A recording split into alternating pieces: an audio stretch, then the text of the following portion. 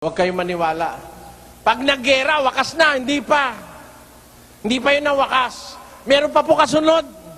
Pero ang sabi ni Kristo, kailangang ito'y mangyari. Paano mo ipapanalangin ngayon? Panginoon, sana po, wag matuloy ang gera. Ngayon, lahat ng mga iglesia, lahat ng mga pastor na nanalangin, wag matuloy ang gera. Naalala ko yung sinabi ni Kristo, makakarinig kayo ng digmaan, you will hear wars and rumors of wars. Be not troubled, for all these things must come to pass, but it is not the end.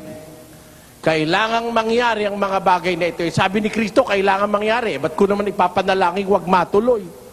Kaya nasabi ko na tuloy, sige po, Panginoon, bahala ka na. Malay mo, kung yan yung sinasabi ni Kristo, you will hear wars and rumors of war. Makakarinig kayo ng digmaan, alingaw-ngaw ng digmaan. Ingatan ninyo na huwag kayong mga gulumihanan sapagkat kinakailangan ito'y mangyari.